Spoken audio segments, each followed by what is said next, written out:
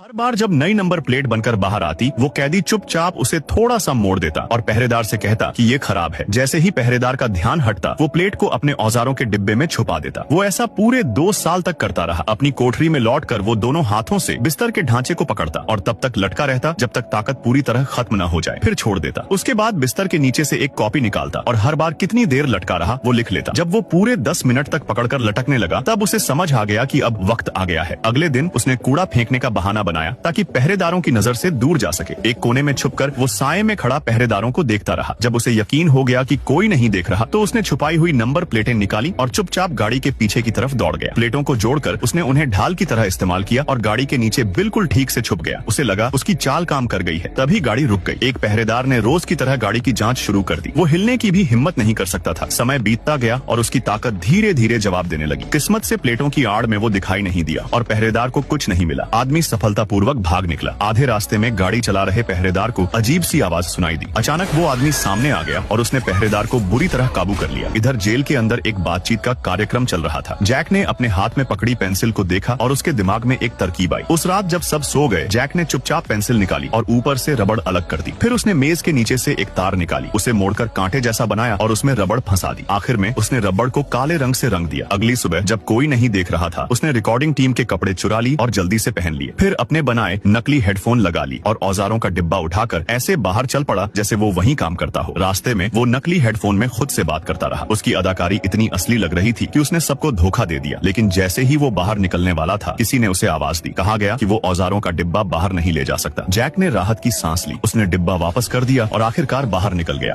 इस आदमी ने एनाकोंडा को बाहर लुभाने के लिए एक सुअर को चारे के रूप में इस्तेमाल किया, लेकिन एनाकोंडा इतना मूर्ख नहीं था। वो अपने बिल से बाहर ही नहीं निकला। जैक को समझ आ गया कि कुछ गड़बड़ है, इसलिए उसने खुदाई के लिए भारी मशीनें मंगवा ली। लेकिन मशीन चलाने वाले ने इसमें मौका देख लिया और ज्यादा पैसों की मांग करने लगा। ये सुनकर जैक के भीतर एक काला सा दबाव उठने लगा। फिर भी उसने अपने गुस्से पर काबू पाया और पैसों की एक मोटी गड्डी उनकी तरफ फेंक दी। जैसे ही खुदाई शुरू हुई, उन्हें जमीन के नीचे एक ताबूत मिला। अचानक एक जहरीला सांप बाहर उछला और एक मजदूर को काट लिया। वो आदमी तुरंत जमीन पर गिर पड़ा। कुछ ही सेकंड में दर्जनों सांप उसके शरीर पर रेंगने लगे और उसे पूरी तरह ढक लिया। किसी तरह वो वहाँ से रेंगकर बाहर निकला तो उसकी पूरी त्वचा काटने के निशानों से भरी हुई थी। लेकिन घबराने के बजाय वो मजदूर और भी ज्यादा लालची हो गया। उसने इलाज के लिए और पैसे मांगने शुरू कर दिए। तभी जैक ने कुछ अजीब बात नोटिस की। इतनी गंभीर हालत में होने के बावजूद वो आदमी सांपों के बिल के बिल्कुल पास खड़ा रहा। उसी पल विशाल एनाकोंडा धीरे धीरे बाहर निकलने लगा। तब जैक को सच्चाई समझ में आ गई। वो मॉन्स्टर इंसानी खून की गंध से आकर्षित होता था। मौका देखते ही जैक ने पता लगाने के लिए यह लोग इतनी ज्यादा क्लोरीन गैस में भी जिंदा कैसे रह पा रहे हैं। औरत तुरंत खेत से एक फूल तोड़कर ले आती है, लेकिन जैसे ही वह फूल को लैब में रिसर्च के लिए लाती है, उसे बहुत हैरान करने वाला नतीजा मिलता है। उस पौधे में न तो सामान्य तरीके से प्रकाश संश्लेषण हो रहा था और न ही वह कभी क्लोरीन गैस बनाना बंद कर रहा था। औरत अभी रिसर्च शुरू ही करने वाली थी कि जैसे ही वह फूल ऑक्सीजन के संपर्क में आया, वह तुरंत मुरझाकर मर गया। यह देखकर औरत पूरी तरह चौंक जाती है। वह अंदाजा लगाती है कि उस खेत में क्लोरीन गैस के कारण एक बिल्कुल नया इकोसिस्टम बन चुका है। उधर दूसरी तरफ खेत में जांच कर रहा आदमी अचानक देखता है कि पूरे फार्म में क्लोरीन गैस की मात्रा 40% तक पहुंच चुकी है। लेकिन जैसे ही वह मशीन लेकर मक्के के खेत से बाहर निकलता है, उसे पता चलता है कि बारिश की बूंदों में मौजूद थोड़ी सी ऑक्सीजन को छोड़कर पूरे फार्म से ऑक्सीजन रहस्यमयी तरीके से गायब हो चुकी है। अभी इस सदमे से उबर भी नहीं पाता कि उसे सामने धातु जैसी चमक वाले कुछ अजीब टुकड़े दिखाई देते हैं। ध्यान से देखने के बाद यह कुछ दिन पहले उस समय हुआ था जब एक एलियन अंतरिक्ष यान गिरा और उसका एक टुकड़ा गिरा। टुकड़े के चारों ओर हरी रोशनी देख आदमी तुरंत समझ गया कि यह टुकड़ा आसपास की ऑक्सीजन को क्लोरीन में बदल रहा है, जिससे उस इलाके में लोग बड़ी संख्या में मर रहे थे। लेकिन कुछ लोग इस नई सांस लेने की क्षमता के अनुकूल हो गए थे। इस समय मौसम विभाग से भी चेतावनी आई कि तूफान उसी खेत को केंद्र मानते हुए चारों ओर फैल रहा है। इस रफ्तार से अगर यही जारी रहा तो जल्द ही पूरे देश पर असर पड़ेगा। उस समय बहुत से लोग जो क्लोरीन को सहन नहीं कर सकते थे, बड़े पैमाने पर मर जाएंगे। जो खतरा सामने था, उसे देखते हुए संघीय सरकार ने तुरंत सेना भेजी ताकि रात में टुकड़े को सुरक्षित स्थान पर ले जाया जा सके। लेकिन इस पर औरत ने विरोध किया, क्योंकि अगर टुकड़े को हटा दिया गया तो पूरे गांव के लोग क्लोरीन खो सकते थे। हालांकि अधिकारी ने उसकी बात नहीं सुनी, क्योंकि खेत के लोग पूरे विश्व की तुलना में बहुत कम थे। मजबूरन औरत ने अंततः मान लिया। टुकड़े को सफलतापूर्वक हटा लिया गया और खेत में रहने वाले लोग सुरक्षित रूप से हटा दिए गए। एक लड़का अपने पंख काटने की कोशिश कर रहा था, क्योंकि उसका पिता म्यूटेंट से नफरत करता था। तभी उसके पिता दरवाजे पर आ गए। लड़का औजार छुपाने लगा, लेकिन पिता सब समझ गया। अंदर जाकर सच्चाई सामने आ गई। उसका बेटा भी म्यूटेंट था। पिता एक पल के लिए चुप रह गया। वो अपने बेटे की ताकत देखकर हैरान था। पिता ने यह बात छुपा ली। 10 साल तक उसने एक दवा बनाई जो म्यूटेंट की ताकत खत्म कर सकती थी। वो रात दिन कोशिश करता रहा, सिर्फ अपने बेटे के लिए। जब उसने वो दवा बेटे को दी, लड़के ने मना कर दिया। अचानक उसकी पीठ से 2 बड़े पंख निकल आए। वो खिड़की से बाहर उड़ गया। नीचे खड़े लोग बस देखते रह गए। कुछ समय बाद पिता मुसीबत में फंस गया। लड़का सब भूलकर उसे बचाने आ गया। तभी पिता समझ गया ये ताकत गलती नहीं, एक तोहफा है। लड़ाई में लड़का घायल हो गया। तभी एक आदमी आया, उसने जादू किया और लड़के के पंख ठीक हो गए। इस बार वो लोहे के थे। अब वो पहले से कहीं ज्यादा ताकतवर दिख रहे थे।